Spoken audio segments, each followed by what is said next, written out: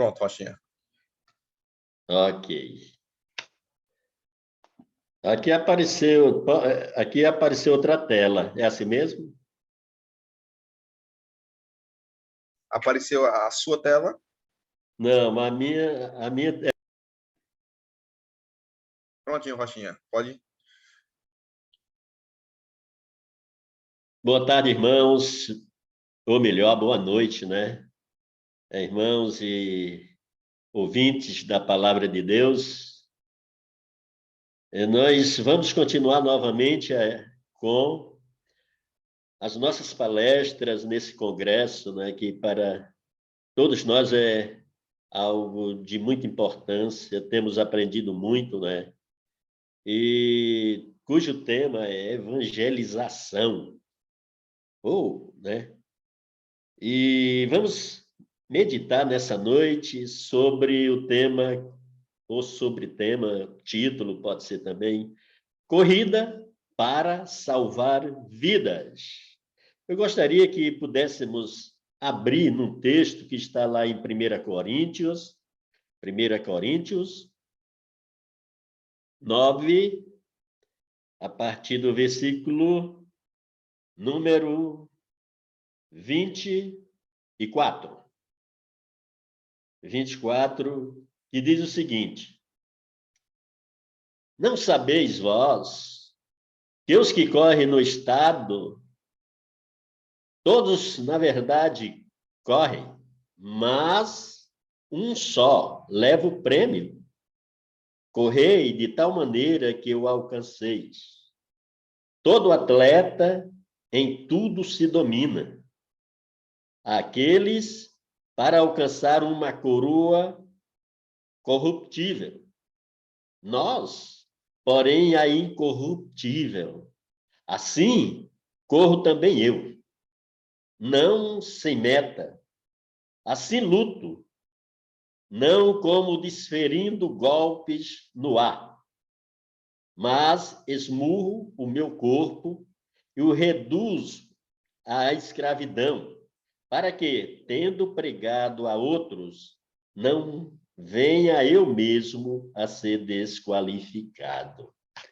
Bem, como o próprio tema que diz evangelização, né, e sobre o título dessa tarde, dessa noite que nós estamos meditando sobre corrida para salvar vidas. Sabemos que é algo primordial para os cristãos, né, se envolver, estar envolvido nessa grande obra de Deus de pregar, anunciar o evangelho a toda criatura, não é isso?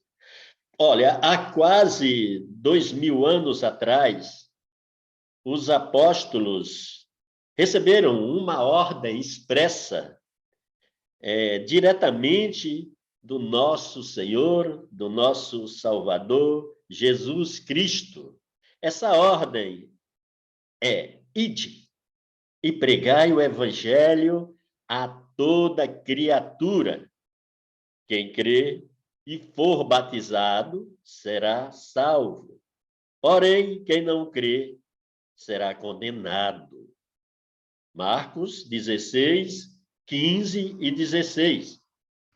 Então, nós vemos aqui, não é, a urgência de anunciar e pregar o evangelho a toda criatura, como foi ordenado pelo nosso Senhor e Salvador Jesus Cristo. E nós vemos aqui o exemplo dos apóstolos, né, que logo em seguida, sem demora, vemos que eles, os apóstolos, já se preocuparam em colocar o plano de Deus em ação. Isso é muito interessante e muito importante para nós que somos filhos de Deus, que fomos chamados para anunciar e pregar o evangelho, né? Para anunciar as boas obras, não é isso que o apóstolo Pedro fala. E aqui nós vemos a ordem expressa por Jesus aos apóstolos, inicialmente sendo executada, né? E isso sem demora. É tanto que a gente pode ver isso em Atos capítulo 1, 18. Eu quero ver com vocês lá, Atos capítulo 1, 18, quando 1, 18, perdão, 1, 18, não, 1, 8, 1, 8, diz assim: mas recebereis poder ao descer sobre vós o Espírito Santo, e sereis minhas testemunhas, tanto em Jerusalém como em toda a Judéia, Samaria e até os confins da terra. Não é? Então, nós vemos aqui que a ordem de Jesus era para ir, anunciar, pregar o evangelho aos perdidos, às pessoas que, claro, necessita de conhecimento e para a salvação de cada um deles. Então, como nós vemos aqui, os apóstolos, imediatamente que receberam essa ordem, eles partiram para o campo, eles foram anunciar o evangelho de Jesus Cristo. E nós vemos aqui, pelo registro em Atos, que eles, começando em Jerusalém, né? Iniciando em Jerusalém, pouco tempo depois, passando para Jerusalém, Judéia, Samaria e até os confins da terra. Eles saíram pregando e anunciando o evangelho aos perdidos. E em pouco tempo depois, nós vemos, sabe, que eles deixaram de ser um grupo de 12 para ser já um grupo de 120. E logo depois, em seguida, esse número de 120 passou já para quase 3.000 pessoas. E em seguida, não é mais 3.000, mas 5.000. E assim continuando a pregação e a propagação do evangelho, pouco tempo depois, já era uma multidão que não se podiam mais contar. Então, nós, amados irmãos, nós vemos aqui a progressão do evangelho, como ele foi propagado inicialmente, né, no início do século, aliás, no início, né, da igreja. É óbvio que esses números não aconteceram assim como num passo de mágica, não é? Não, não foi. Claro que não. Houve, na verdade, uma grande mobilização para que algo tão importante, grandioso e maravilhoso, né, acontecesse. Que foi a disposição, que foi, né, os apóstolos se dedicarem e se entregarem inteiramente à obra pela qual, não é, Jesus havia anunciado. Então, meu amado irmão, como eu falei, primeiramente, como eu falei assim, essas coisas não acontecem assim num passo de mágica, né? E nem tampouco acontece como se fosse algo inusitado. Não. Como eu falei, primeiramente houve uma grande mobilização por parte dos apóstolos. E isso é muito importante a gente procurar entender, porque isso mostra como a pregação do evangelho é poderosa para alcançar almas e assim ser transformada em filhos de Deus, não é? Então, primeiramente, nós vamos ver, como eu falei, que não acontece assim como num passo de mágica, mas o que aconteceram para que no primeiro século esses irmãos tivessem tanto sucesso, vamos dizer assim, para que os perdidos fossem alcançados e salvos, né? Então, meus amados irmãos, eu gostaria que nós, mais uma vez, pudéssemos ver. Primeiramente, eles invocaram a direção do Espírito Santo de Deus. Nós já estamos no livro de Atos, vamos ver Atos, capítulo 13. Atos 13. Diz o seguinte, no versículo 1: havia na igreja de Antioquia profetas e mestres, Barnabé, Simeão, por sobrenome Níger, Lúcio de Cirene, Manaém, Colasso de Herodes e o tetrarca, e Saulo. E servindo eles ao Senhor e jejuando, disse o Espírito Santo: separai-me agora Barnabé e Saulo para a obra a que os tenho chamado. Então, jejuando e orando e impondo sobre ele as mãos, os despediram. Então, nós vemos aqui o registro de como as coisas acontecem com perfeição, ou seja, eles procuraram, primeiramente, a direção de Deus. Sabe, é aquele negócio, nós, muitas vezes, não alcançamos êxito naquilo que fazemos, porque, muitas vezes, nós queremos agir por conta própria. Não é isso que acontece muitas vezes? Muitas vezes eu não dou... não procuro, não dou satisfação da minha vida, então quero fazer, às vezes, como eu pretendo, como eu quero. Não foi assim com os apóstolos, não foram assim com os primeiros cristãos e evangelistas do primeiro século. Não, não foi. Nós vemos que eles sempre andavam de acordo com a direção do Espírito Santo de Deus. Eles invocavam, eles jejuavam, eles pediam, e assim Deus ouvia. E por isso foi o grande avanço no crescimento da igreja, porque eles colocavam tudo na mão de Deus. Deus é aquele negócio, temos um exército, né? E um comandante. Muitas vezes os soldados ignoram a presença do comandante, querem agir sozinho da maneira dele. E aí nós sabemos que não vai dar certo. Então, primeiramente, eles invocavam a direção do Espírito Santo para que as coisas acontecessem. Não fazer da forma como eu quero, da forma como eu penso, mas mediante a direção do Espírito Santo. Só para a gente ter uma ideia, amanhã, se Deus quiser, nós teremos aqui, em Picos do Piauí, uma campanha evangelística após dessa grande pandemia que aconteceu aí. Nós estamos retornando com as campanhas, isso nós fazemos porta a porta. E sábado passado nós já tivemos uma vigília, né, onde passamos até meia-noite, dobrados na presença de Deus, pedindo, clamando para que Deus, através do Espírito Santo, nos conduzisse nessa empleitada, né,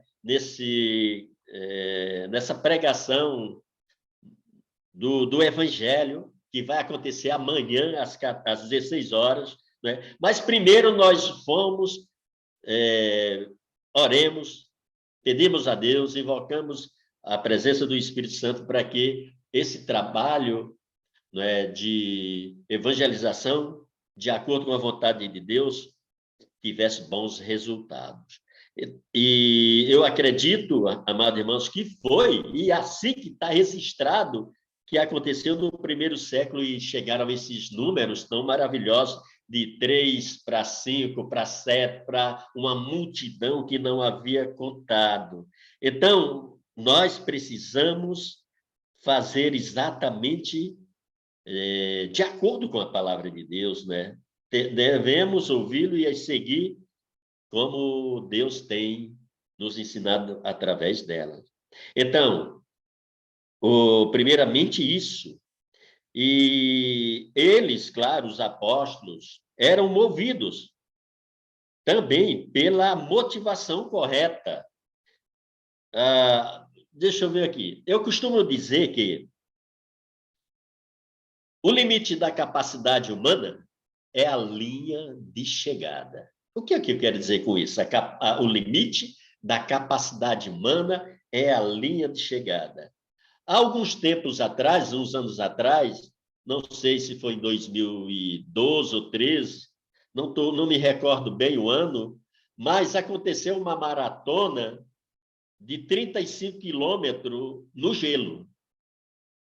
E quando os atletas chegaram, os maratonistas chegaram ali, os repórteres, eles tomavam o depoimento, né, dos participantes. E é interessante que um senhor, mais ou menos de 40, 45 anos, se apresentou e o repórter perguntou qual a motivação ou qual era o objetivo que ele ia fazer aquela corrida de 35 quilômetros no gelo. E ele falou, olha, eu vou fazer essa corrida porque eu fiz um propósito de honrar a memória de uma filha que havia morrido. Quer dizer, havia morrido uma filha dele e ele, em memória dela, em homenagem a ela, se propôs a correr no gelo 35 quilômetros. E é interessante que no percurso, a cada percurso de 5 quilômetros havia um ponto de apoio, aonde havia médicos para examinar como era que estava a situação de cada um. E esse homem, quando ele chegou no segundo ponto, que foi o 10º quilômetro, ele já estava com os pés meio debilitados.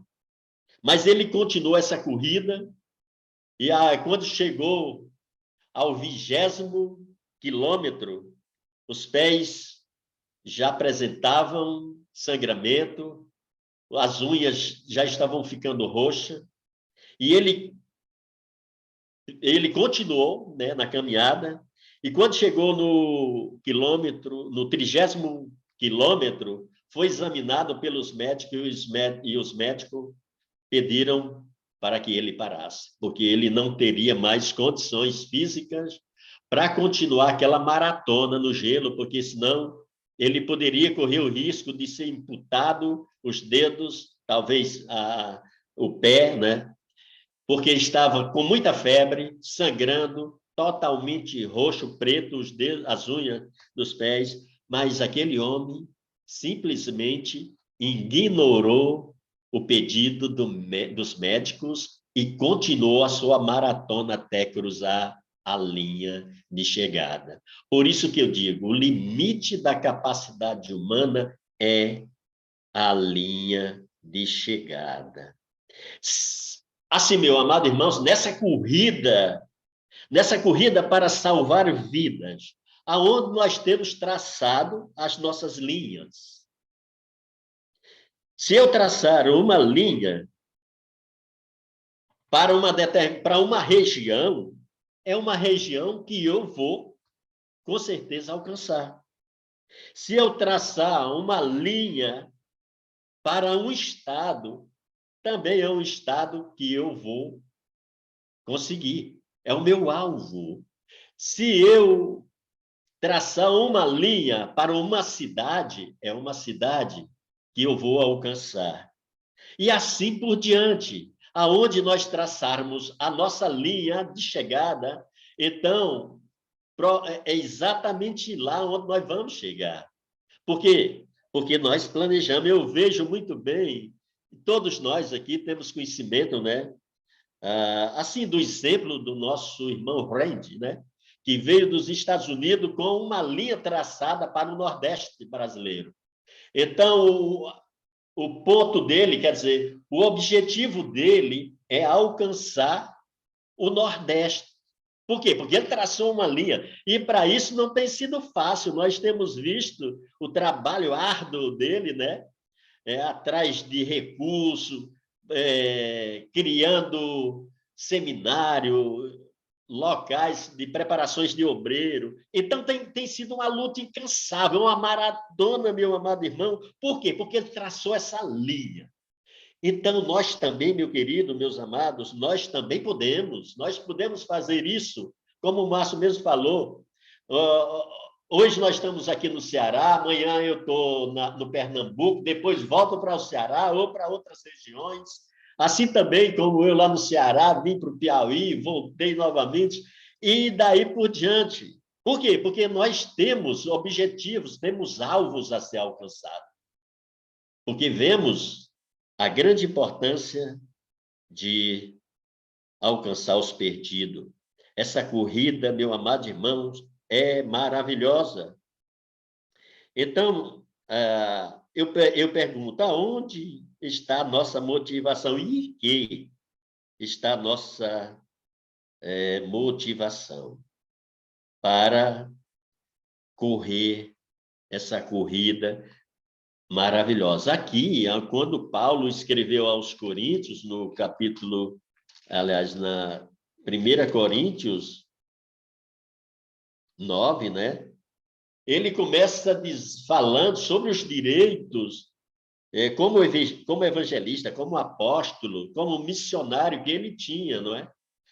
Como ele podia usufruir desses bens. Mas é interessante que o objetivo dele, ou seja, a motivação dele não era essa, não era esse tipo de benefício, não era. Pelo contrário, nós vemos o que ele diz a partir do versículo 15 do capítulo 9, ele diz, eu, porém, não me tenho servido de nenhum dessas coisas, e não escrevo isso para que assim se faça comigo, porque melhor me fora morrer antes que alguém me anule essa graça, essa glória. Aí ele diz, se anuncio o evangelho, não tenho de que me gloriar, pois sobre mim pesa essa obrigação, porque ai de mim se não pregar o evangelho.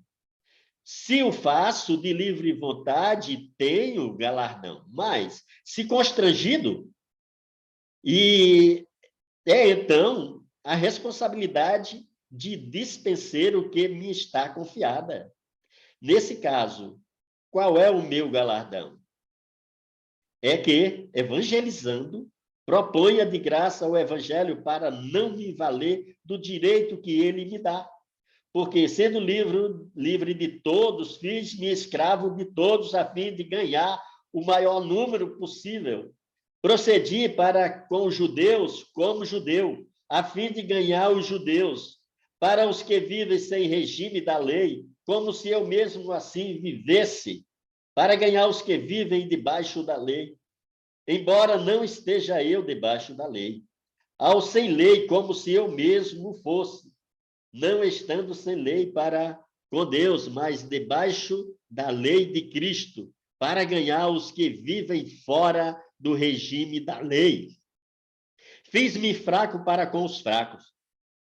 Com o fim de ganhar os fracos, fiz-me tudo para com todos, com o fim de, por todos os modos, salvar alguns. Tudo faço, por causa do evangelho, com o fim de me tornar cooperador com ele. Então, nós vemos aqui que a motivação de Paulo, ora, não era nada que lhe beneficiasse pessoalmente, mas algo a respeito, o alvo dele era fazer o trabalho de Cristo, era fazer a obra de Deus. Isso custasse o que custasse, né? Isso é um exemplo maravilhoso para as nossas vidas hoje, como evangelistas, como pregadores e como os dispenseiros de Deus que estamos nessa batalha também atrás de salvar os perdidos, anunciar o evangelho para salvar os perdidos. Então, meu amado irmão, eu vejo que para os apóstolos, Paulo e outros evangelistas que nós vemos por aí, a motivação deles diretamente é olhar para o exemplo de Jesus. O exemplo de Jesus nos move. O exemplo de Jesus nos motiva a sair do nosso comodismo, a sair do nosso conforto, a sair, né, das comodidades dessa vida e agir em prol do evangelho, o qual foi confiado a nós mesmos, como o apóstolo Paulo fala aqui. Então, Jesus é o modelo. A minha motivação é Jesus, né? O que ele fez. Basta você olhar para Jesus, o que ele fez por nós. É interessante que em Hebreus Jesus fala que a alegria que lhe estava proposta valia tudo. O que era isso?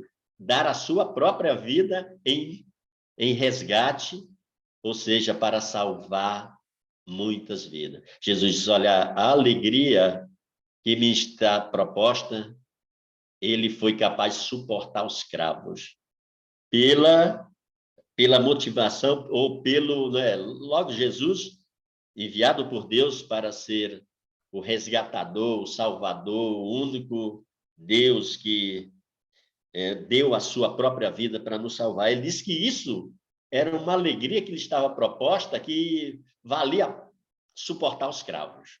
Então, nós também, como dispenseiro e como evangelistas ou como pregador da palavra e anunciador do evangelho, devemos seguir da mesma maneira, olhar para Jesus, o seu modelo e assim continuar, meu amado irmão, avançando no mundo das trevas.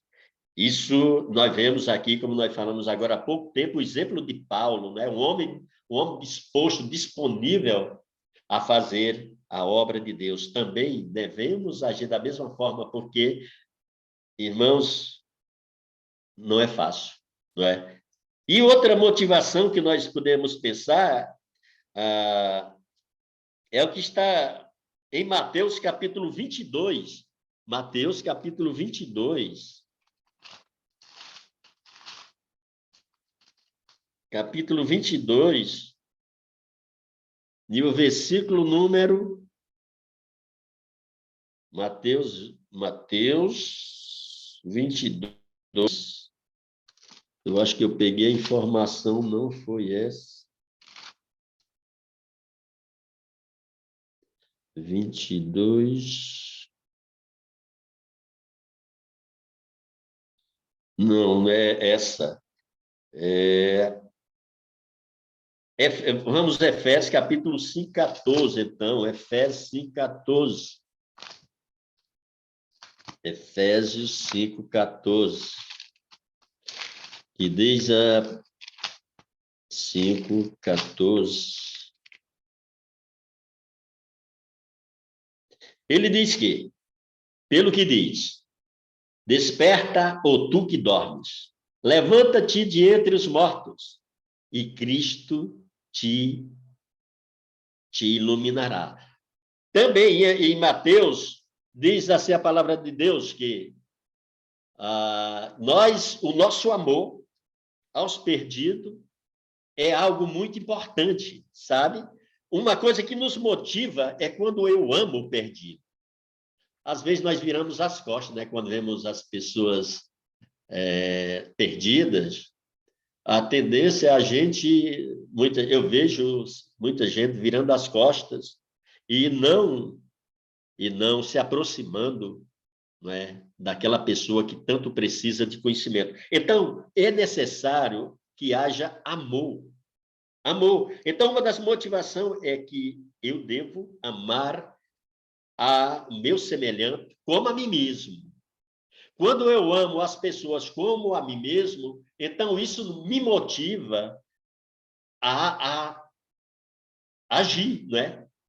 A agir e a pregar o evangelho a todos os perdidos. Por isso que o Efésios diz, Paulo diz aos Efésios, desperta, ó tu que dormes, levanta-te dentre os mortos e Cristo te iluminará. Então, avançamos.